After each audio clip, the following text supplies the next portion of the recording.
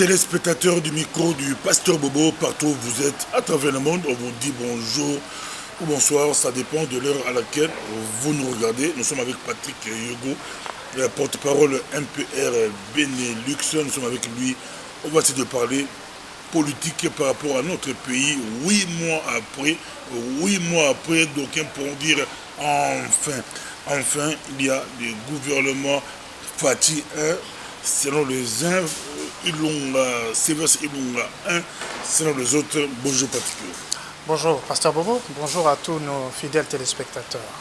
Le gouvernement vient de sortir votre réaction. Évidemment, comme tout le monde le dit, enfin nous avons un gouvernement, c'est-à-dire un exécutif qui pourra rendre des comptes et avant cela présenter un programme pour essayer de régler, ou en tout cas de s'attaquer à tous les problèmes que la population rencontre au quotidien. Et ces problèmes sont multiformes et innombrables. Donc, vous dites, c'est bon, c'est OK, enfin, c'est le soulagement. Voyez-vous, vous venez de dire, ça fait 8 mois qu'on attendait de voir un gouvernement. 8 mois. 8 ou 7 mois, ça dépend selon la manière de compter cette période. Toujours est-il que l'État, pour qu'il puisse fonctionner, pour qu'il puisse trouver des solutions aux problèmes quotidiens des citoyens, doit avoir un exécutif qui est le bras armé de la politique d'une nation. Et jusqu'ici, nous n'avions pas ce bras armé, nous n'avions pas ces serviteurs, puisque le nom de ministre veut dire en réalité serviteurs. Nous n'avions pas ces gens-là qui étaient là pour travailler, pour servir la nation. Voyez-vous, il y avait des dépenses qui se faisaient au niveau de la présidence de la République. On rendait des comptes à personne, puisque le président de la République n'est redevable devant aucune institution. C'est le Premier ministre qui, lui, est comptable face au Parlement. Nous y sommes, et c'est ça que nous attendions. Et j'espère que tous les politiques qui sont dans l'opposition, particulièrement, et certainement dans le reste de la classe politique aussi, vont être très vigilants, à savoir, primo, que tous ceux qui ont été désignés comme ministres avant qu'ils n'entrent en fonction doivent être, validés par le Parlement. Donc il faudrait qu'on fasse une enquête sur ces 66 membres du gouvernement pour savoir ceux qui ont des casiers judiciaires, que cela soit en République démocratique du Congo ou à l'étranger. Il serait important de connaître leur patrimoine pour savoir ce qu'ils ont au moment où ils seront investis et au moment où ils quitteront leur fonction. Donc tout ça, ce sont des éléments pour lesquels il faut que l'on puisse garder un œil très très vigilant sur ce qu'il y a lieu de faire. Cela dit, le fait d'avoir un gouvernement, ce n'est pas la solution. La solution, ce sont les réformes qui vont être prises et mises à l'exécution. Lorsqu'on regarde la liste des différents ministres, vice-ministres, vice-premiers ministres et autres, 66 membres, si on compte 67 avec le Premier ministre, il y a autant de défis à relever. Maintenant, il y a eu beau jeu de dire, voilà, on va mettre de nouveaux visages, etc. On espère que ces nouveaux visages auront au moins de l'expérience dans les différentes matières qui leur sont attribuées. Et ensuite, on pourra voir ce qu'il y a lieu de faire. Mais pour le moment, il était important que l'une des 4e institutions de la République puisse être enfin désignée. Mais ce n'est pas encore fini. Il doit d'abord passer devant le Parlement avec la politique générale du gouvernement et présenter également la loi des finances, celle qui va constituer le budget. Car vous le savez, toute action a besoin de ressources, donc des recettes, et aussi pour pouvoir dépenser dans les infrastructures et lutter contre des problèmes de santé, d'électricité, d'eau, et j'en passe. Il faudra dépenser, mais cet argent doit venir de quelque part. Donc il faut que le gouvernement, par le biais du Premier ministre, puisse présenter comment il va trouver les recettes pour pouvoir dépenser dans les différentes branches, dans les différents défis que sont les différents ministères et sous-ministères qui sont là. Les réseaux sociaux s'enflamment, la présence des Robérois. Vous dites quoi? Il fallait renouveler la classe politique. On a refusé les uns, on a refusé les Kalev, on a refusé les Bochab, on a refusé les Atondo et les autres, les Henri Mova Sakani. Mais l'arrivée Azérès Roubaix a dérangé beaucoup d'internautes. Bon, écoutez, Vous dites quoi, Patrick Hugo?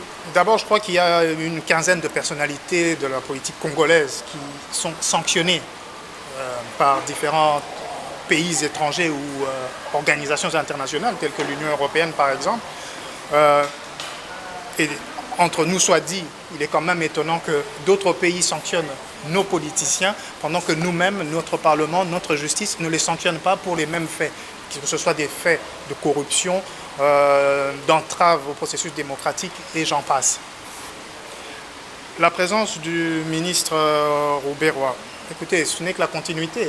Pour ceux qui pensent que nous sommes dans une sorte d'alternance, ils se mettent le doigt dans l'œil. Ce ministre-là, je crois que le portefeuille qu'il occupe est celui de la décentralisation. Donc il va continuer son travail, probablement qui sera lié à ce qui se passe à l'est du pays, puisque les velléités sont manifestes que certains pays étrangers, limitrophes, voudraient s'accaparer d'une certaine partie de notre territoire. Donc, je comprends que les internautes soient offusqués, mais maintenant, ça sera au Parlement de travailler là-dessus et de trouver les voies et moyens pour soit lancer une motion de défiance contre ce ministre-là, ou bien sinon, on n'aura que nos yeux pour pleurer. Patrick Hugo, Azérès Roubaix a été vice-président avec Jean-Pierre Bemba. Bemba, Zaïd Ngoma et puis Yero Diandombassi. Tous les deux sont morts. Bemba est encore vivant, mais déclassé. Lui, il est là. Il a été ministre, toujours ministre, jusqu'à aujourd'hui. Ce n'est pas des trop. La longévité en politique dépend du soutien que vous avez. Je crois que M. Robert ne s'en cache pas. Il a un soutien, un parrain indiscutable qui est Paul Kagame. À partir de là, lorsque vous avez un parrain comme Paul Kagame, lorsqu'on décide que vous soyez dans le gouvernement, les gens peuvent danser sur leur tête, il sera dans le gouvernement. Ce n'est pas qu'il soit le plus compétent ou le plus éclairé dans cette matière, sinon on aurait vu dans les choses qui se passent que c'est bien le cas, mais voilà, pour moi, ça s'explique par cela. Ça se passe au Congo et vous citez Paul Kagame qui est à Kigali. Ça se passe à Kinshasa. Mais la politique est une affaire internationale. Ne pensez pas que ce qui se passe dans un pays n'a pas d'impact ou de facteurs exogènes, comme on dit. Je vous le dis et je vous le répète, la République démocratique a 9 pays limitrophes. Tout ce qui se passe aux alentours de ce pays et tout ce qui se passe dans notre pays a des répercussions sur les pays qui sont aux alentours. On ne va pas entrer dans les détails, mais n'oubliez pas que le Rwanda aujourd'hui de Paul Kagame n'est que l'appendice de l'Ouganda où ils avaient été exilés. Lui et ses pairs du FPR, du Front patriotique rwandais. C'est eux qui ont quitté l'Ouganda pour renverser le président de leur pays, le Rwanda, pour s'installer. Ils ont fait la même chose en tentant d'éliminer le président Mobutu pendant qu'ils cherchaient à éliminer le président du Rwanda. Et ne l'ayant pas eu dans l'avion qui a été abattu, que vous connaissez cette histoire, avril 1994, eh ben, ils ont été jusqu'à renverser le pouvoir en place qui était au Zaïre de l'époque pour s'accaparer de la situation. Qui oubliera que le chef d'état-major, lorsque l'AFDL est arrivé à Kinshasa, était un Rwandais notoire, James Kabarebe. Le schéma est tout à fait identique à ce qui s'est passé lorsque Paul Kagame était au Rwanda, en Ouganda pour venir au Rwanda. Donc, lorsque je vous dis que ce qui se passe au Rwanda a des influences et des impacts sur la République démocratique du Congo, ce n'est pas un mensonge. Il faut ouvrir les yeux et vous verrez. Est-ce que l'équilibre régional a été respecté? Apparemment, ils avaient oublié la Mongala. Donc ils ont dit cours de 32. Et puis Félix a insisté pour qu'on puisse avoir les 26 provinces. C'est l'équilibre régional est respecté, bien que là où Robert est, sur de Kivu, je crois, ils ont presque 5 ministères. C'est l'équilibre est respecté. Voyez-vous, ce souci d'avoir la représentation de toutes les provinces ne date pas d'aujourd'hui. Déjà, le maréchal Mobutu avait pour fierté ou ambition de faire en sorte que chaque gouvernement qui serait investi puisse avoir en son sein des ressortissants des différentes provinces. Mais ça prête à discussion, puisque, selon moi, ça n'engage que moi, cette représentativité des provinces n'est pas constitutionnelle. Ça n'engage que moi. C'est matière à débattre. Je vais vous donner un exemple. Dans la Constitution, il est dit que la composition du gouvernement doit tenir compte de la représentativité nationale. Dans cette même Constitution, comme vous le savez, au niveau des provinces, ce qui est fait au niveau central est fait mutatis mutandis, en changeant ce qui est à changer, est appliqué aussi au niveau des provinces. Dans cette même Constitution, donc, il y a aussi un passage où il dit que la composition du gouvernement provincial doit tenir compte de la représentativité provinciale. Lorsqu'on compare les deux éléments, au niveau de la représentativité provinciale, qui devrait se retrouver dans un gouvernement provincial? Toutes les tribus de cette province? Toutes les ethnies de cette province? Alors remontons au niveau central, est-ce qu'il est nécessaire que les 26 provinces soient représentées dans le gouvernement central? Je pense que c'est une erreur d'appréciation, même si l'idée est bonne. D'autant plus que ça venait du maréchal Mobutu aussi, dans un souci d'avoir une sorte de consensus ou de représentativité, de proportionnalité, mais ce n'est pas ça l'essentiel. Je pense que la représentativité nationale dont on parle dans la composition du gouvernement relève plutôt des partis politiques qui représentent les électeurs, qui représentent la nation au sein du Parlement. Et à ce titre, je remarque que l'AFDC de Bahati, le sénateur Bahati, n'est pas représenté alors qu'ils ont des sièges et qu'ils font partie de la majorité parlementaire, sauf si je me trompe, puisque je ne connais pas tous les 66 noms, ni leurs appartenances politiques, mais selon moi, c'est donc cela. 12 femmes dans le gouvernement Tshisekedi, sur 65, on voit 9 ministres et puis 3 vice-ministres. 12 femmes, suffisant ou il faut encore faire un effort? C'est un bon début. Faut-il croire que dans notre République, il est impossible de trouver autant de femmes que d'hommes pour composer un gouvernement à compétences égales? La question reste ouverte. Cependant, c'est très bien qu'il y ait 13 femmes, c'est peut-être un record qu'on vient de battre dans notre propre pays, mais la parité devrait être la parité, qu'autant d'hommes qu'autant de femmes. Pour ma part, c'est un très bon début, continuons comme ça, et en parlant justement de la représentativité, est-ce qu'en République démocratique du Congo, y a-t-il 83% d'hommes et seulement le reste de femmes? S'il fallait représenter la nation congolaise telle qu'elle est, il faudrait probablement avoir plus de femmes que d'hommes dans un gouvernement. Félix a insisté pour qu'on puisse donner une place pour les handicapés. Ça va? C'est très bien. Je pense que les personnes à handicap, quels que soient ces handicaps, sont normalement prises en charge. Déjà à l'époque de Mobutu, il y avait des institutions qui s'occupaient de cela. Je crois que le ministère de la Santé devrait s'occuper de ça aussi. Je crois que le ministère de la Sécurité sociale ou des Affaires sociales, je ne sais pas comment on appelle ça, devrait s'occuper de cela. Maintenant, créer une institution pour le handicap, pour moi, ça sera plus un ministère qui permettra peut-être de collecter des données pour pouvoir avoir une vue plus claire de la situation des handicaps, car le handicap, il faut pouvoir le définir. Parlons-nous du handicap mental, du handicap physique, il y a toutes sortes de handicaps. Donc il faut pouvoir répertorier toutes ces catégories pour pouvoir à ce moment-là essayer d'aider dans leur vie toutes ces personnes atteintes d'un handicap, quel qu'il soit. La polémique, Gilbert Kakonde, lui, il est vice-ministre, il est chargé de l'intérieur, je crois.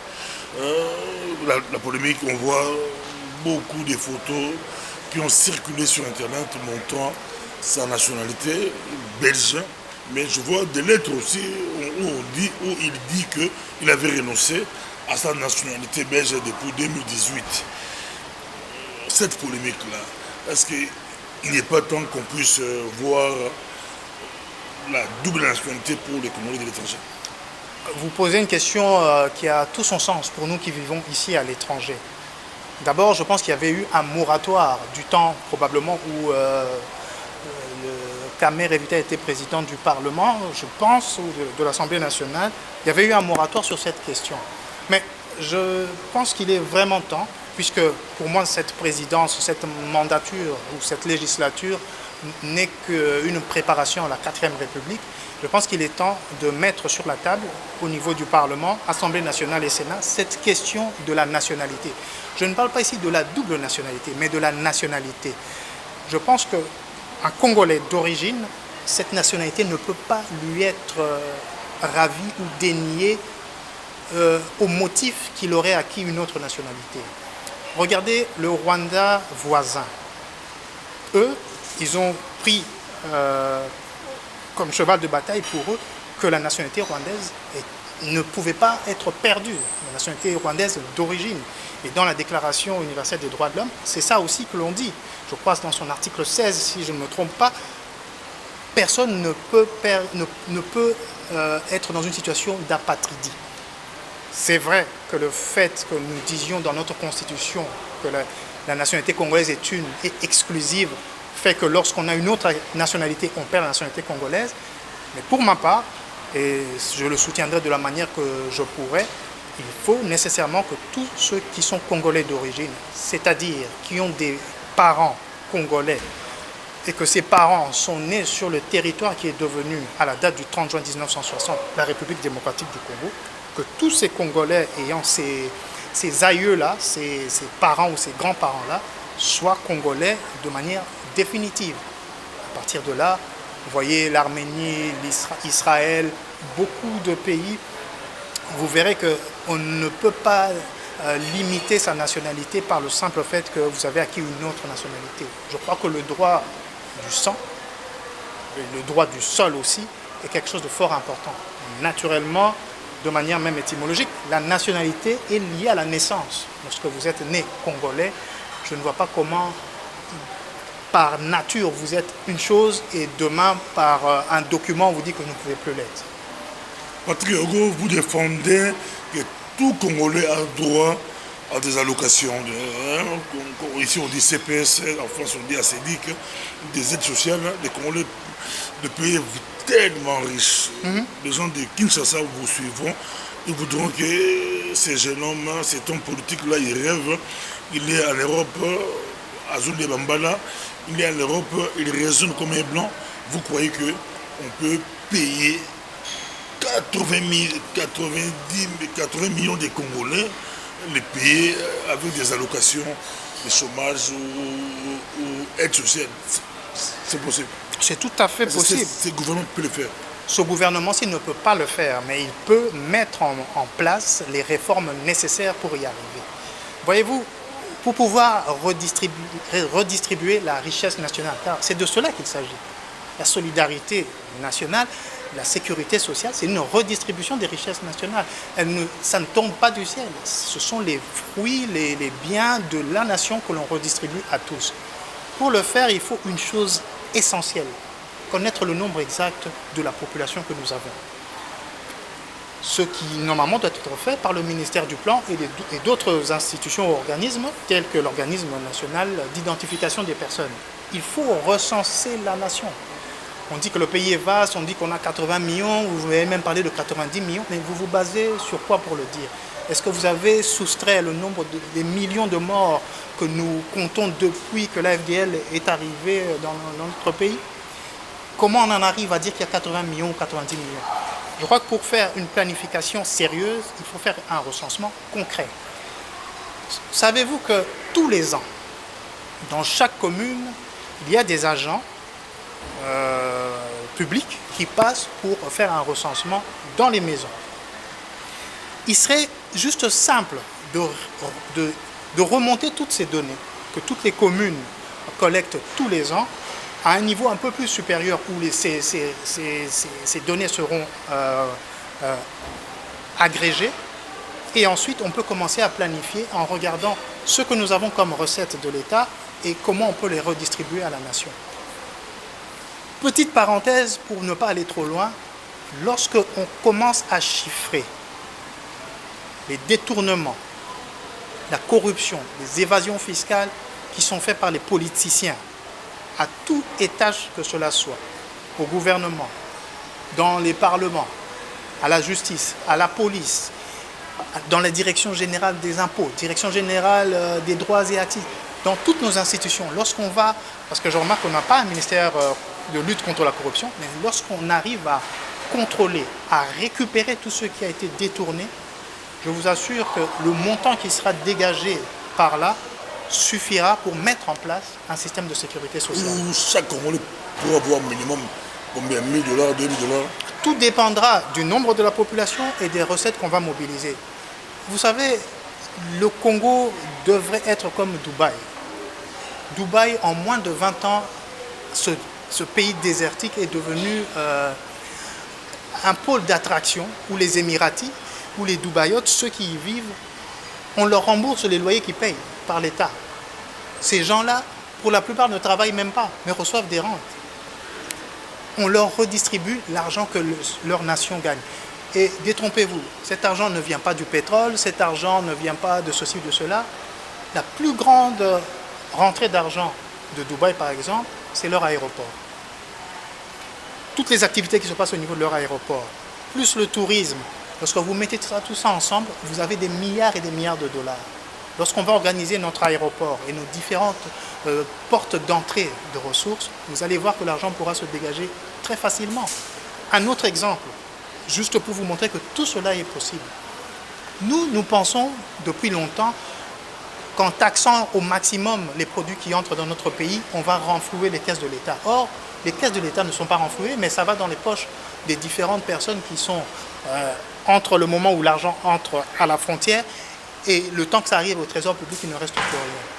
Moi, je vous dis, et je suis persuadé qu'on peut le faire, lorsqu'on va réduire les taxes d'entrée des produits, des biens et services venant de l'extérieur, on multipliera mathématiquement l'entrée de ces biens. À partir de là, quelle que soit la taxe, infime soit-elle, comme à Dubaï, de 5% ou de 10% ou même moins, suffira amplement à créer un budget qui permettra à alimenter la sécurité sociale, par exemple. Mais comme vous le voyez, nous ne sommes pas au gouvernement, nous sommes à l'étranger. Cela ne nous empêche pas de réfléchir à la question. Et j'appelle tous ceux qui sont au Parlement, dans les commissions qui vont être créées, si jamais le gouvernement est investi assez rapidement, de pouvoir créer des sous-commissions qui seront des miroirs des différents ministères pour pouvoir les contrôler comme il faut et pouvoir aussi donner des avis et des indications pour pouvoir réaliser certaines choses. On termine ici. Ce gouvernement doit commencer où? Les priorités, les 2-3 priorités. Pour moi, la première priorité, c'est d'abord un devoir d'inventaire. Première chose, savoir où sommes-nous, qu'avons-nous. À partir de là, on peut voir qu'est-ce que nous pourrons faire. Je crois qu'il y a le chef de l'Agence nationale de renseignement qui avait demandé, à titre d'information, d'avoir les différentes dépenses qui ont été faites depuis l'investiture du président proclamé jusqu'à aujourd'hui par les différents ministres. Ce genre de réquisition d'informations, c'est cela qui devrait être fait au moment où nous parlons, lorsque le gouvernement sera mis en place. C'est le devoir d'inventaire, de savoir qu'avons-nous exactement dans les différents ministères, et à partir de là, on pourra tabler et commencer à voir ce qu'on peut faire. Car lorsqu'on s'amuse à citer des passages de la Constitution en disant gratuité de l'enseignement primaire, vous allez le financer comment et avec quoi? Donc, avant de lancer des slogans, il est important de savoir concrètement ce que nous avons. Vous le savez, je suis chrétien, on dit toujours dans la Bible, lorsque vous voulez vous mettre en guerre contre un ennemi, asseyez-vous d'abord pour voir quelles sont vos forces et quelles sont les forces de l'ennemi avant d'engager la bataille. Si vous voyez que vous n'allez pas y arriver, faites un traité de paix, dites clairement on ne va pas engager la bataille sur ce terrain-là et attaquez-vous à des choses qui sont abordables ou à votre niveau. Merci beaucoup, c'était Patrick Yogo, MPR Benelux. On voit vraiment c'est MPR Benelux. Merci, à la prochaine. Que la paix soit avec vous. Merci.